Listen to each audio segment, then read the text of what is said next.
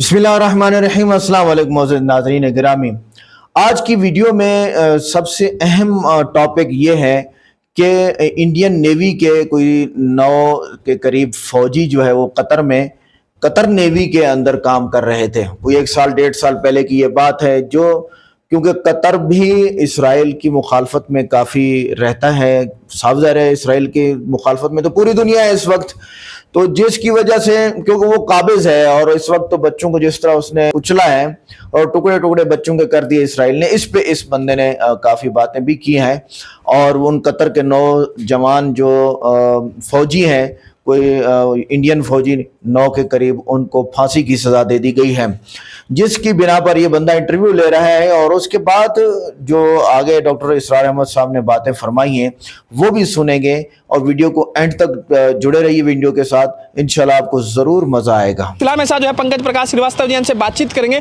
جس طریقے سے قطر کی ایک جو ہے استھانی عدالت نے فیصلہ سنا ہے، بھارت کے جو 8 جو پورو نو سینک کے جو لوگ ہیں ان کو جو ہے سزائے موت دی گئی ہے، سزا دی گئی ہے ان کو پھانسی کی۔ اس پورے مدعے کو لے کر بات چیت کریں میرے ساتھ جو ہے پنکج پرکاش سریواستو سے جی ہیں، ان سے بات چیت کریں کس طرح سے دیکھتے ہیں جس طریقے سے وپکش کے تمام لوگ جو ہے لگاتار حملہ ور ہے مودی سرکار پر۔ آئیے بات چیت کرتے ہیں۔ پنکج جی کیسے دیکھ رہے ہیں جس طریقے سے ایک معاملہ سامنے آیا، بھارت کے 8 جو نو سینک ہے جو بھارت کی سینا میں کام کر چکے ہیں ان کو پھانسی کی سزا دی گئی ہے قطر کے اندر، سزائے موت، کیسے دیکھ رہے ہیں؟ پردھان منتری کی ودیش نیتی ہر معاملے میں پردھان منتری وہاں کا نیم ہے۔ ارے سن تو لو، ہاں بتاؤ۔ کسی بھی دیش کا کچھ بھی قانون ہو، انٹرنیشنل کورٹ کس لیے بنا ہے آپ بتاؤ؟ سرکار کو اپنا پکش رکھنا چاہیے، ہمارے دیش کے سینکوں کے لیے اپنے نامچین وکیلوں کو کھڑا کرنا چاہیے، لیکن سرکار کو فرصت ہی نہیں ہے وپکشی نیتاؤں کے یہاں ای ڈی بھیجنے سے، سی بی آئی بھیجنے سے، چناؤ پرچار کرنے سے۔ تو اب ہمارے دیش کا مالدیو ایک چھوٹا سا دیش آج ہمارے سینکوں کو وہاں سے بھگا رہا ہے، نیپال جیسا دیش ہمارے یہاں گھس کے فائرنگ کر رہا ہے، تو اب پردھان منتری کی پھٹ گئی ڈھول کھل گئی پول۔ پردھان منتری پہلی بار ایسا پردھان منتری جو دیش کے لیے بھسماسور ثابت ہو رہے ہیں۔ تو یہ جو 8 جو نو سینک ہے، جو نو سینا کے جو لوگ ہیں جن کو گرفتار کیا گیا ہے، ان پر آروپ لگ رہا ہے کہ انہوں نے جاسوسی کیا ہے۔ جاسوسی تو RSS والے کرتے۔ آج آپ کو 9 سینکوں کی چنتا ہے یا پھر اپنے چناؤ 24 کا چناؤ ووٹ انہی چکروں میں پنکج جی لگے رہیں گے؟ آپ روٹی کھاتے ہیں کیا کھاتے ہیں؟ آپ کو چنتا ہے کہ نہیں؟ سوال پوچھے نا۔ ہاں۔ ارے پردھان منتری سے پوچھئے، گریہ منتری سے پوچھئے، رکشا منتری سے پوچھئے کہ آپ کو چناؤ کی چنتا ہے، آپ کو بھارتی سینکوں کی چنتا نہیں ہے، آپ قطر سے بات نہیں کر رہے، آپ مالدیو سے بات نہیں کر رہے، ماں بھارتی کے لالوں کو وہاں جلالت جھیلنا پڑتا ہے۔ واہ کمال کرتے ہیں آپ چناؤ میں۔ بھائیوں بہنوں، 10 لاکھ کا سوٹ 5 لاکھ کا بوٹ پہن کے بندہ ہر جگہ جھوٹ پر جھوٹ، جھوٹ پر جھوٹ، لال قلعہ جھوٹ بولا، کبھی راجستھان جھوٹ بولا، کبھی مدھیہ پردیش بولا، امریکہ جا کر بولا۔ ارے بھیا مودی نہیں مداری ہے جھوٹ بولنے کی، اس کو پیدائشی بیماری ہے۔ مودی جی اگر وعدے کے سچے ہوتے تو مودی جی کے بھی بچے ہوتے، تو تتا امور سے چگا رہے ہوتے ہیں، بتاؤ نا تو کیا ہوتا؟ پوتا پوتی میں کھلاتے، ناتی پوتا میں ہوتے۔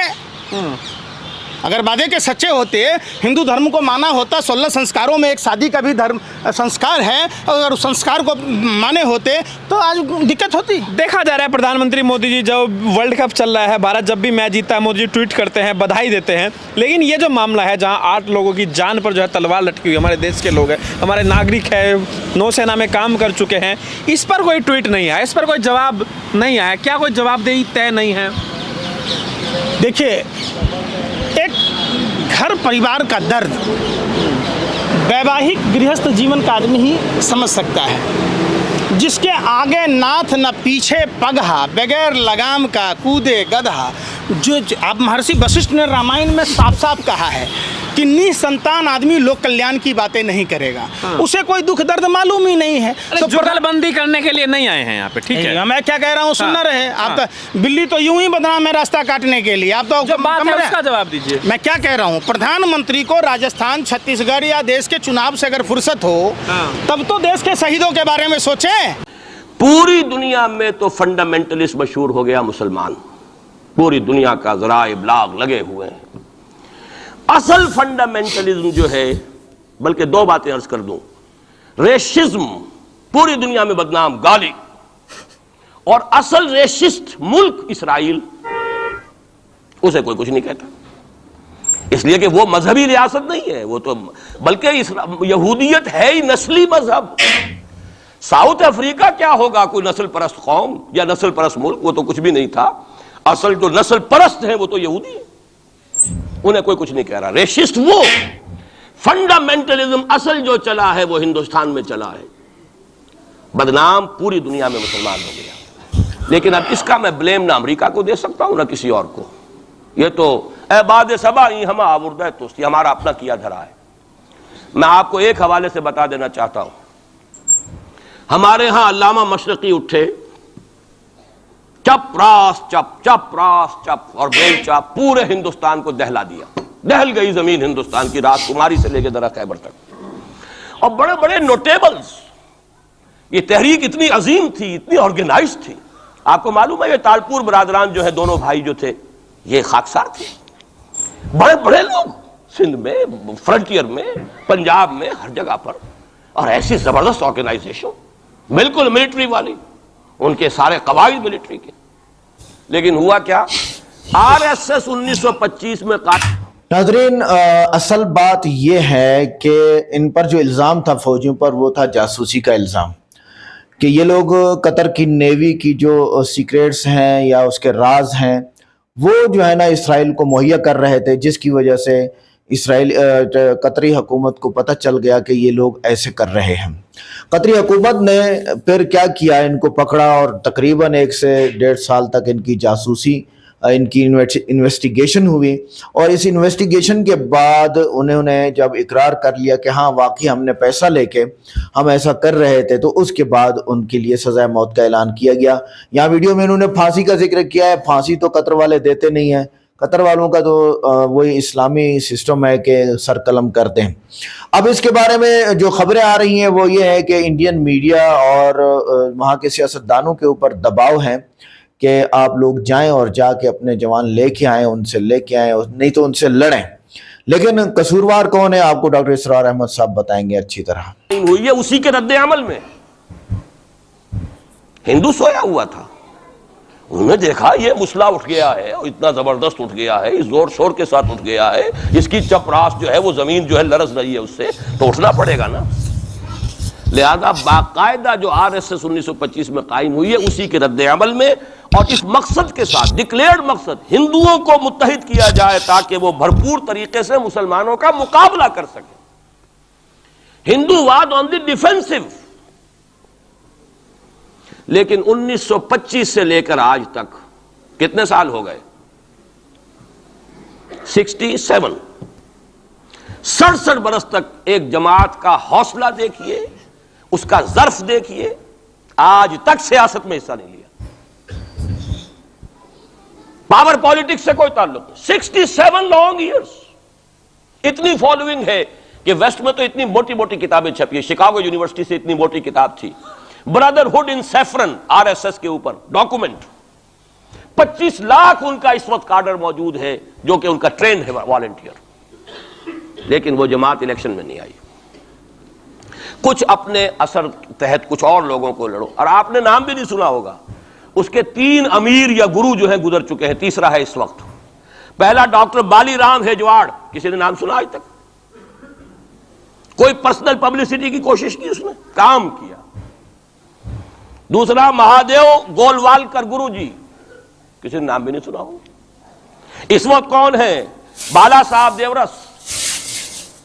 ये 3 इनकी इमारतें कह लें या जो भी कह लें, खिलाफतें हैं जो आई हैं, और ऐसा मुनज़्ज़म निज़ाम है, लेकिन कहीं सियासत में हिस्सा नहीं।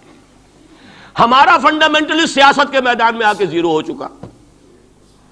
पहले तो अल्लामा मशरकी उठे थे, वो तो वैसे ही एक जोश के अंदर आकर एक खास जज्बाती कैफियत में अपनी मूवमेंट ही को कॉल ऑफ करके बैठ गए। 10 लाख आदमी, गालिबन 10 लाख की फिगर थी, 10 लाख या 1 लाख जितने भी थे, मैं फिगर के बारे में नहीं कह सकता, दिल्ली में जमा नहीं होंगे तो मैं पार्टी को डिसबैंड कर दूंगा।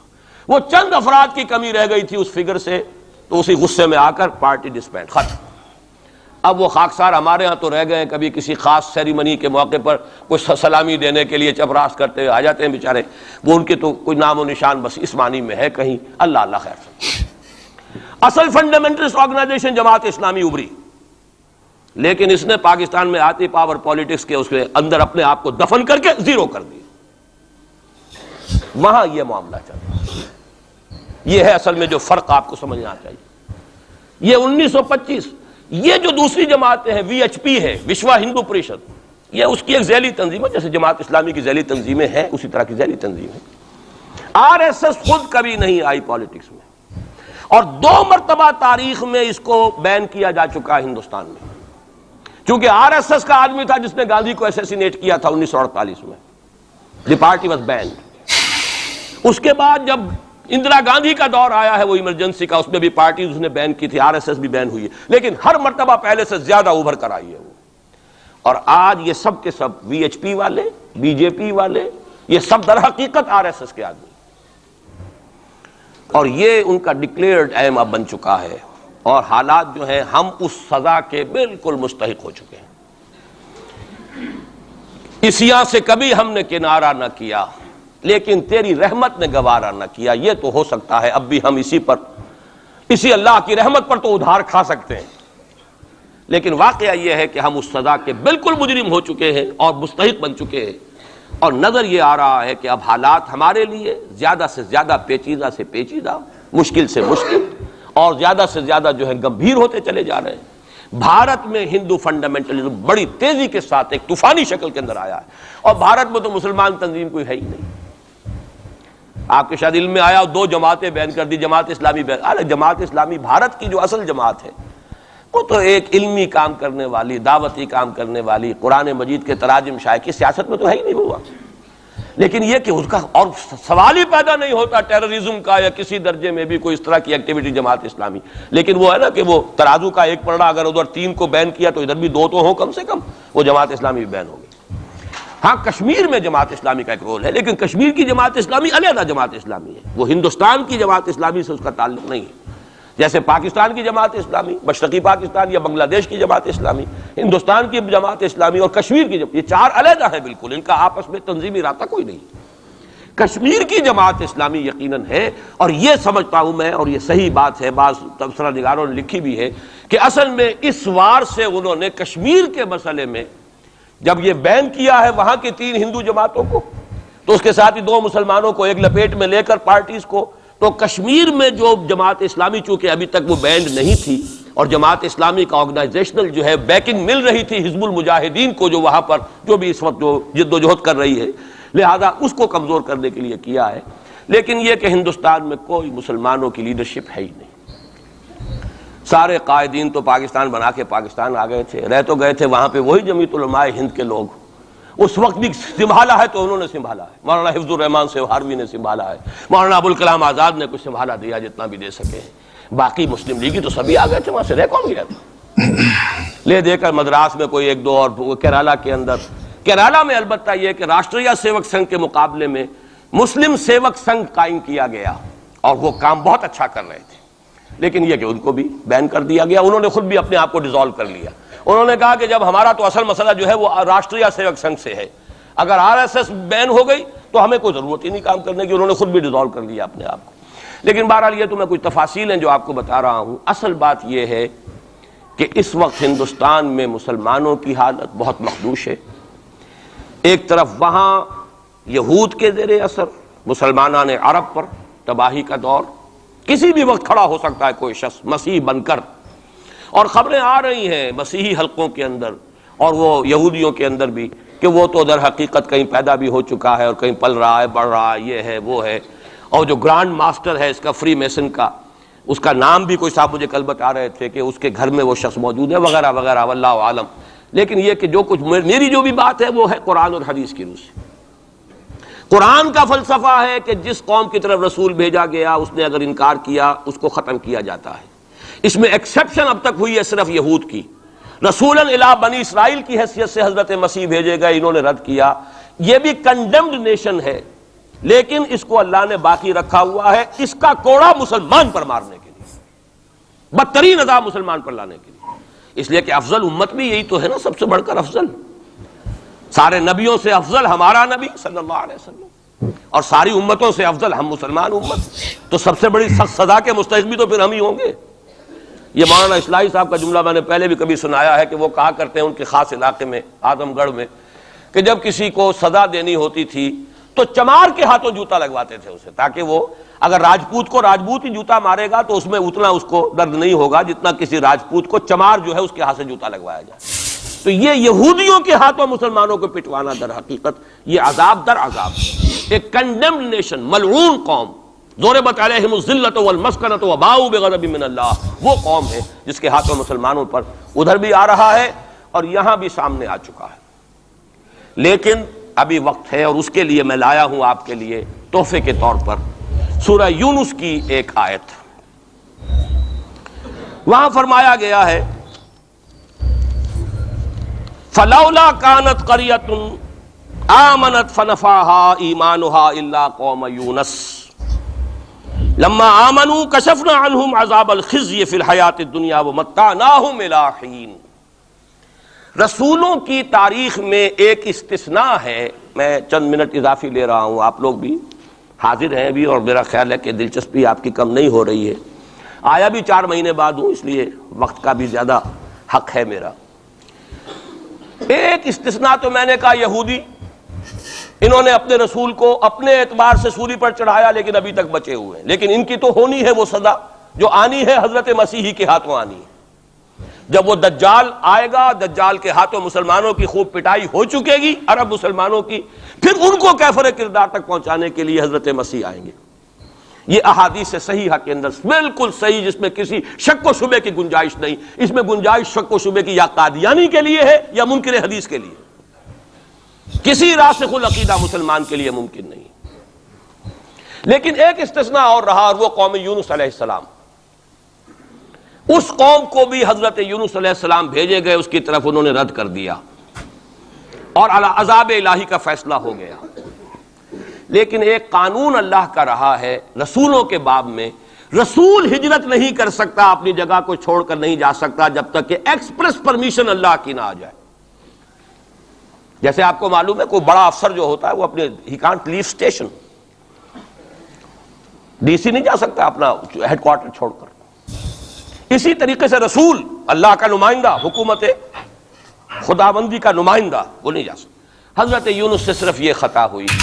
ناظرین، یہ تھی ڈاکٹر اسرار احمد صاحب کی ویڈیو جس میں انہوں نے کافی چیزوں کو ایکسپلین کیا اور ہم بھی کچھ باتوں کو کرتے چلے جائیں گے۔ دیکھیں، بات یہ ہے کہ جب آپ کسی کے ملک میں جاتے ہیں یا آپ کسی کے گھر میں جاتے ہیں یا آپ کسی دوست کے گھر میں جاتے ہیں، رشتہ دار کے گھر میں جاتے ہیں، تو وہاں کی باتیں ادھر کی ادھر اور کسی اور دوست کو آ کے آپ بولیں گے تو اس دوست کو تو بہت برا لگے گا۔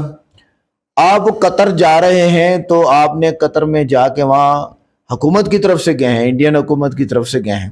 اب یہاں پر اگر آپ نے ایسا کیا ہے، جاسوسی کی ہے، دیکھیں قطری حکومت نے تو ایسے اعلان نہیں کیا ہے، کیونکہ وہ پروف پورا جب ہو جاتا ہے تو پھر وہ اعلان کرتے ہیں۔ تو جب اب انڈین حکومت بھیج رہی ہے، اپنے فوجی جوان بھیج رہی ہے، اور وہ وہاں جا کے اس طرح کی کارکردگی دکھائیں گے یا اس طرح کی جاسوسی کریں گے، دکھائیں گے، تو اس کے بعد تو اس طرح کے حالات پیدا ہوں گے ہی۔ تو قصوروار کون ہوا؟ انڈین حکومت۔ یا تو انڈین حکومت نے بولا ہے کہ بھی آپ ایسا کرو، یا اسرائیل کا دباؤ تھا انڈین حکومت پر کہ آپ ایسا کراؤ۔ کچھ بھی ہو سکتا ہے، کچھ بھی ہو سکتا ہے، ان میں سے کچھ تو ہے۔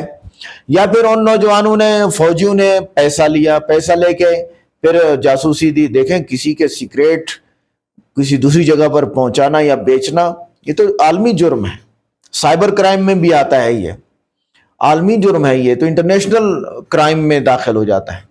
اب جب انٹرنیشنل کرائم میں داخل ہوتی ہے ایک چیز تو پھر کیا حال ہوگا آپ خود دیکھیے۔ اس لیے جو ہے ہماری گزارش ہے کہ ادھر کی چیز ادھر، ادھر کی چیز ادھر، ادھر کی بات ادھر، ادھر کی ادھر، ایسا کرنا بالکل ٹھیک نہیں ہے، اسلام کے حساب سے یا کسی اور مذہب سے بالکل غلط ہے۔ بچے رہیے۔ شکریہ۔ السلام علیکم۔